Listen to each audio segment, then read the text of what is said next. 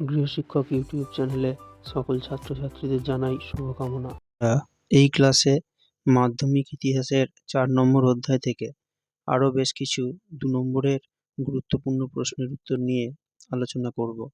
এর আগের ক্লাসে আমরা এই অধ্যায় থেকে একটি গুরুত্বপূর্ণ 2 নম্বরের প্রশ্ন উত্তরের ক্লাস নিয়ে আলোচনা করেছি। তোমরা আমাদের সেই ক্লাস যারা দেখোনি তারা অবশ্যই দেখে নেবে।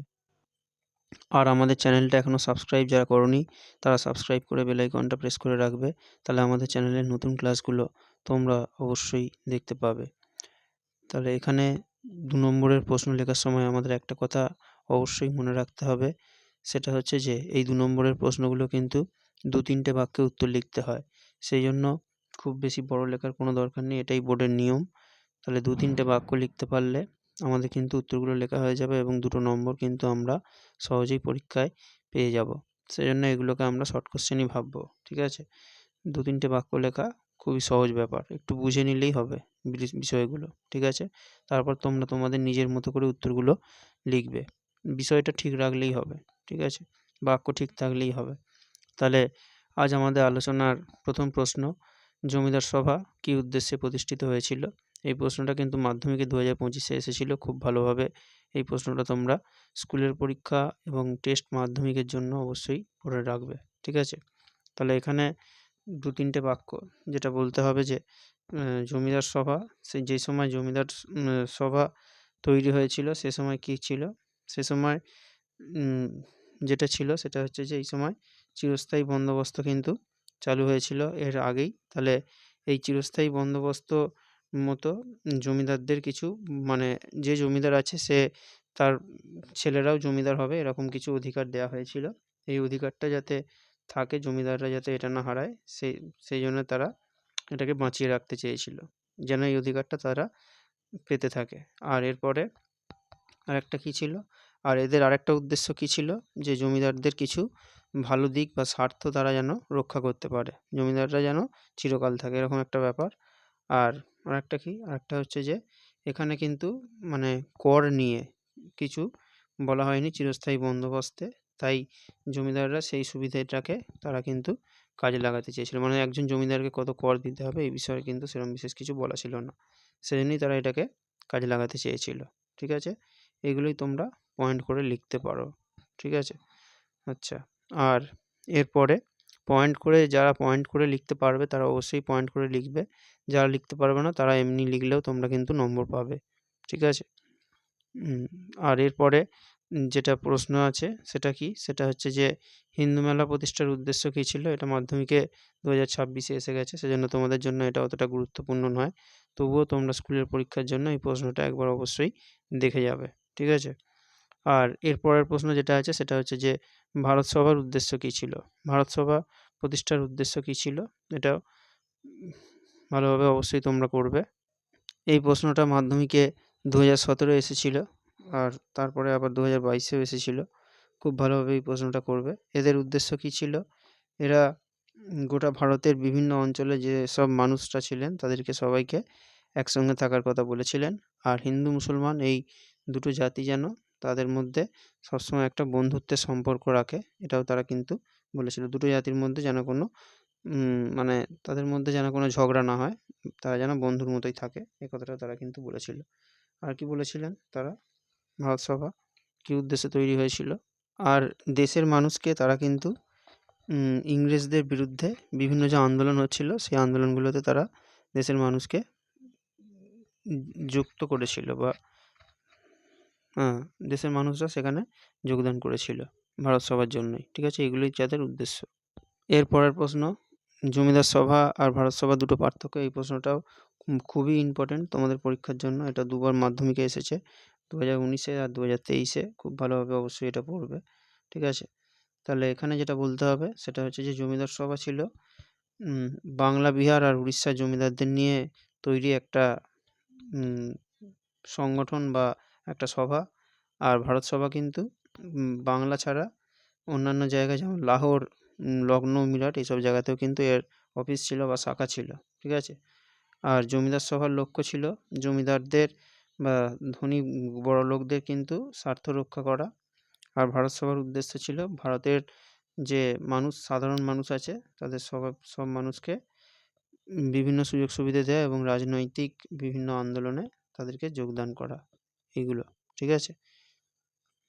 এগুলো তোমরা একটু ভালোভাবে নিজেদের মতো লিখে তোমরা এই উত্তরগুলো তৈরি করবে।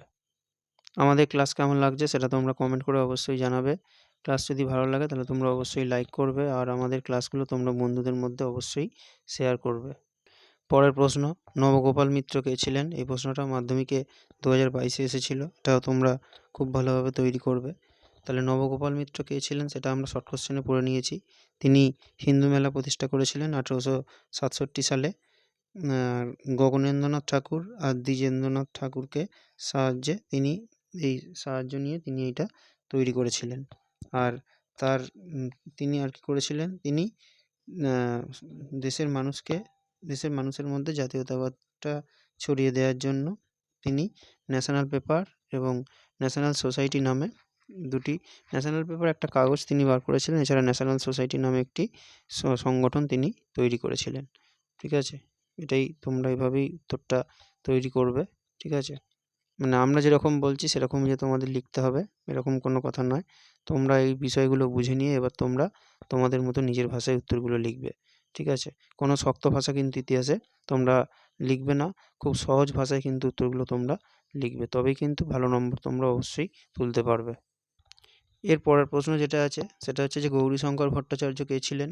তা এই প্রশ্নটা কিন্তু অতটাও গুরুত্বপূর্ণ নয়, কিন্তু তবুও তোমরা এই বিষয়গুলো একটু বুঝে যাবে, কেননা তোমাদের মাধ্যমিকে ইতিহাসে যেরকম প্রশ্ন দেয় একটু ঘুরিয়ে দেয়, সেই জন্য কিন্তু আমরা এগুলো তোমাদেরকে একটু বুঝিয়ে দিচ্ছি যাতে এরকম ঘুরিয়ে দেওয়া প্রশ্ন তোমরা লিখে আসতে পারো, তোমরা যাতে তোমাদের পরীক্ষার হলে কোনো অসুবিধে না হয়। তাহলে গৌরীশঙ্কর ভট্টাচার্য কে ছিলেন? গৌরীশঙ্কর ভট্টাচার্য ছিলেন ওই আমাদের বঙ্গভাষা প্রকাশিকা সভার তিনি সভাপতি ছিলেন। ঠিক আছে? হ্যাঁ, তাহলে আর তিনি কি করেছিলেন? বঙ্গভাষা প্রকাশিকা সভা কেন তিনি তৈরি করলেন এটাই তোমরা বলে দেবে একটুখানি গুছিয়ে, তাহলে কিন্তু 2 নম্বর তোমাদের মোটামুটি হয়ে যাবে। ঠিক আছে? তাহলে এই যে বঙ্গভাষা প্রকাশিকা সভা, এখানে কি হতো, জমিদারদের স্বার্থ রক্ষার জন্য তারা কিন্তু এটা তৈরি করেছিল। ঠিক আছে? আর আর কি আর হচ্ছে যে পতিত জমিতে কর না বসানো, নিষ্কর জমি যাতে বাজেয়াপ্ত না করা হয়, এইগুলো এই সমিতির মাধ্যমে এই কথাগুলো তারা সরকারের কাছে জানিয়েছিল। এই জন্য তিনি কিন্তু এটা তৈরি করেছিলেন, এই জন্যই তিনি কিন্তু স্মরণীয়। ঠিক আছে? তাহলে উত্তর না ছেড়ে এসেও যতটা তোমরা লিখে আসতে পারবে ততটাই তোমরা কিন্তু নম্বর পাবে। ঠিক আছে? সেই জন্য এইগুলো তোমাদেরকে একটু অবশ্যই পড়ে যেতে হবে। আর এর পরের প্রশ্ন ঠিক একইভাবে, রাধাকান্ত দেব কে ছিলেন বা স্মরণীয় কেন? তাহলে উত্তর কিন্তু সেই একই রকমই হবে। রাধাকান্ত দেব কে ছিলেন? রাধাকান্ত দেব ছিলেন জমিদার সভার সভাপতি। ঠিক আছে? তাহলে এখানেও কিন্তু এটা তৈরি হয়েছিল কেন? জমিদারদের নিজেদের স্বার্থের জন্য, আর নিষ্কর জমিতে যাতে কর বসানো না হয় সেই জন্য। ঠিক আছে? আর ভারতের সব জায়গায় যাতে চিরস্থায়ী বন্দোবস্তটা শুরু করা যায় সেই জন্য এগুলো। তাহলে এই কারণেই এগুলো করেছিলেন বলেই আমরা রাধাকান্ত দেব তিনি স্মরণীয়। ঠিক আছে? আর এর পরের প্রশ্ন আবার ঠিক একই রকমই উত্তর লিখবে তোমরা। দ্বারকানাথ ঠাকুর কে ছিলেন? তাহলে দ্বারকানাথ ঠাকুর ছিলেন, এখানে তোমরা অবশ্যই লিখবে তিনি জমিদার সভার একজন প্রতিষ্ঠাতা ছিলেন। ঠিক আছে? আর এরপরে জমিদার সভার যে উদ্দেশ্য সেগুলো তোমরা একটু লিখতে পারো, তাহলে কিন্তু যদি লিখে দিতে পারো তাহলে কিন্তু মানে আগেরটার মতো একই হবে, তাহলে কিন্তু এখানে উদ্দেশ্যগুলো হয়ে যাবে। মানে তিনি কি করেছিলেন এরকম দুটো বাক্য লিখলেই হবে। ঠিক আছে? তাহলে যেহেতু এই দুটো প্রশ্ন একই, তাহলে আগেরটার মতো লেখা যেতেই পারে। ঠিক আছে? আর এর পরের প্রশ্ন সেটা হচ্ছে যে ইলবার্ট বিল কি? তাহলে ইলবার্ট বিল হচ্ছে যে এমন একটা বিল যেখানে কি বলা হয়েছিল সেটা বলবো, তার আগে একটুখানি জানতে হবে যে আগে কিন্তু এই ইলবার্ট বিল শুরু হওয়ার আগে বা চালু হওয়ার আগে কোনো কোনো ভারতীয় বিচারক সে কিন্তু কোনো ইংরেজদের বিচার করতে পারতো না, ইংরেজ অপরাধীদের কোনো বিচার করতে পারতো না। কিন্তু একজন ইংরেজ সে কিন্তু ভারতীয়র বিচার করতে পারতো। তারপর এই ইলবার্ট বিল এটা চালু করা হয়েছিল 1883 সালে।